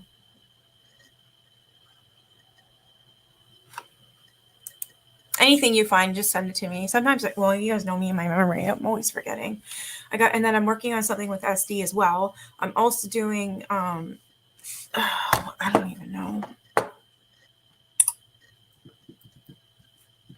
Oh, I wanted to even just do a ghost story, just like a small one. Oh, just some arsehole on Twitter. It was really rude, really bad, really mean. I've never ever heard anything like that come out of this girl's mouth. It was bad, yeah. Um, for doing this, and I just stated, "Holy crap!" Like I live in Canada, I have every right to do this if I want to. It doesn't matter if I'm Native or not, or if I'm Indigenous. What this happened in my country, it needs to be brought out in public. Some people can be mean. I just have, the block button's there for a reason, right? I'm learning to use it. Yeah, it was bad, really bad. Like I've never heard anyone talk to me like that ever, to anybody for that matter. I couldn't believe it.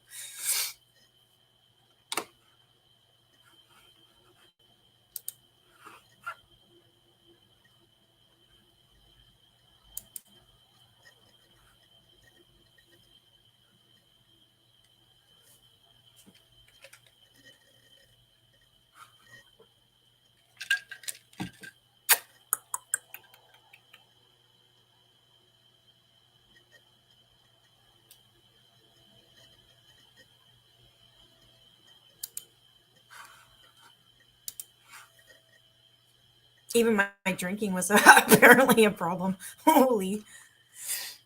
Anyone who can raise awareness is a blessing. That's what I would think. That's what I do think, and that's what I believe. Hey, Crispy.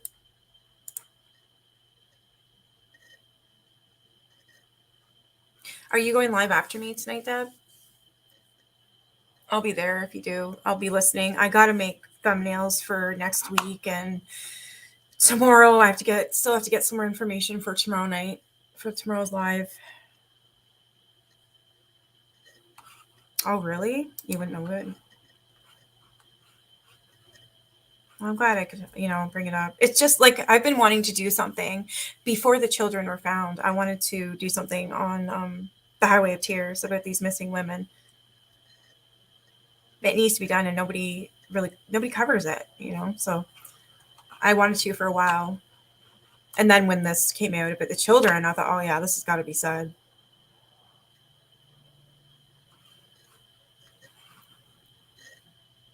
All right, so this one's an interview.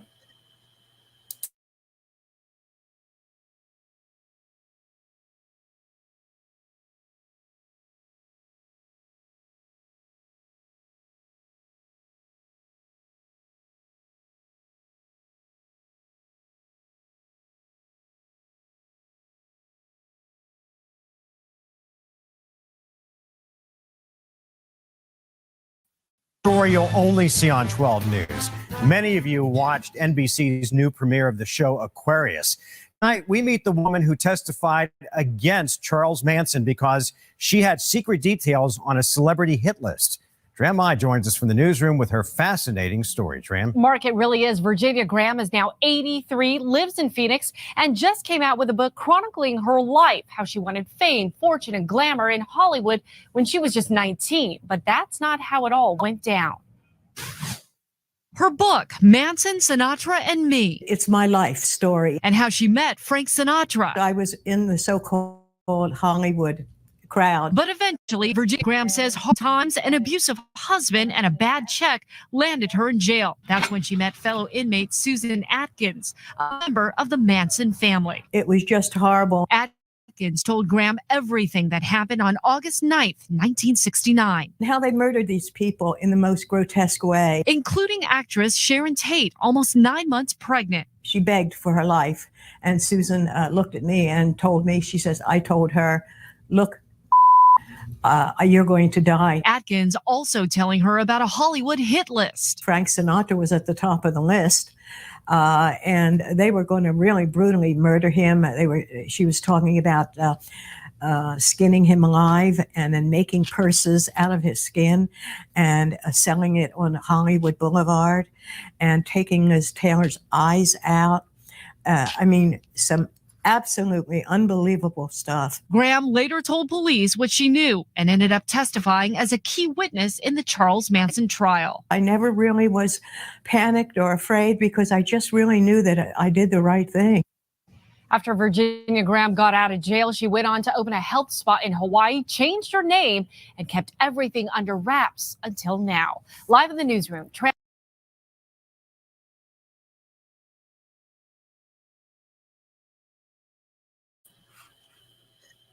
Do you remember that when I was reading from the book, how Susan shared a jail cell with Virginia and she told her all that stuff?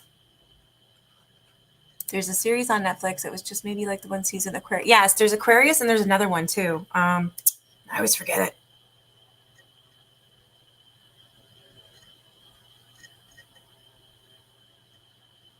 Mindhunter, yes. And they're both on Netflix. They're both really good. The Trail of Tears is a horrible story. It is, and it needs to be said. There's so many missing, murdered Indigenous women. It needs attention. It does, because there's nothing being done, and it's still going on today. My daughter and I are obsessed with Sharon Tate. I just love her wedding dress. That little 60s number that she was wearing when she married Roman. The creepy creep, Roman Polanski. Yeah. Did you hear about a group of Louisiana public school students were told they were going to a career fair, but were instead taken to a church service? What? Really? What the heck is that? Where girls are told to forget for reason, reject transgender identities, and boys compete in push-up. What the hell? Again, this religion, it's got to stop. If you have faith and you believe in something, the more power to you. That's awesome. You know, I'm jealous actually because I don't have that. But the whole religion thing, it's scary to me. It really is. A lot of people get hurt. Look at this. Uni's face. It says con artist.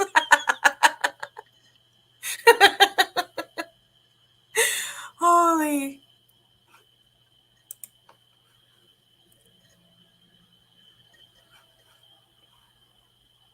All right, I'll be back next Thursday reading the rest of this book.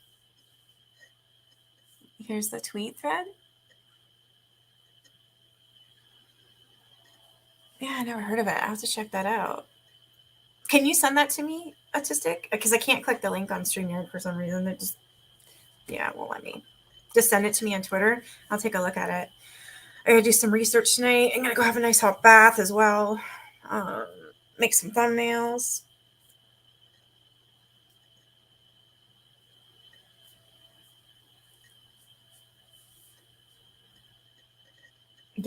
My son needs to get his butt in the shower too, so let me can do that now. It's bedtime.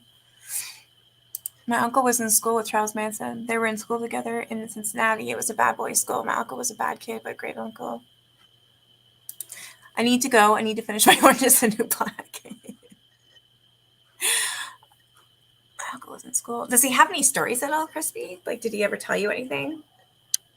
I don't know, just like how Charles acted, how he was, if he's really that scary in person, if he was a nice guy. Can he actually sing? Is he actually artistic? I don't know. I got so many questions.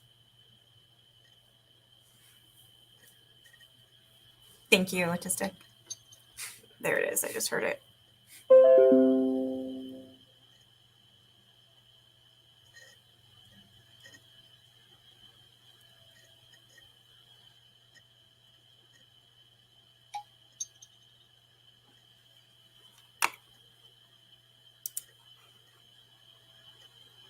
All right, I should go. I'll be back on Thursday reading this book. I know I keep saying we're almost done. I'm telling you, we're almost done. There's like a little bit, but I don't know. It feels like I'm just not getting anywhere.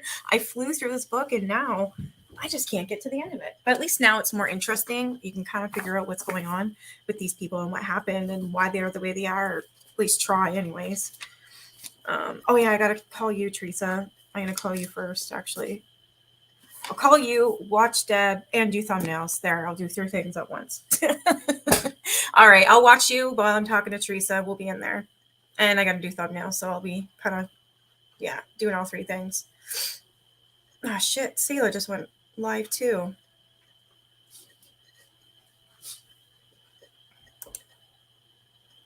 You're welcome. Thank you for coming. I know I don't get a lot of people in here, but you know what? I love doing this stuff, and this is my go-to. Instead of KJ, this is what I like to do. Even if I only have 6 people in here, 2 people in here, I'd rather do this than anything. Same with paranormal, anything. All right, I'm going to shut up. I need to go. You guys have a great night. And what's tomorrow? Friday? So I'll be back at 7 p.m. tomorrow night, and I'll be doing more discussion and probably some more readings and videos on Indigenous children who are still missing, and who else, as well as the Highway of Tears. I think I'm gonna stick with the children first and then do the other one, the Highway of Tears, for after. So after this, I'm gonna do more in the Canadian side, then I'm gonna go to the US side, and then I'll do the Highway of Tears. Yeah. All right. You guys have a great night, and I'll see you tomorrow night at 7 p.m. Bye.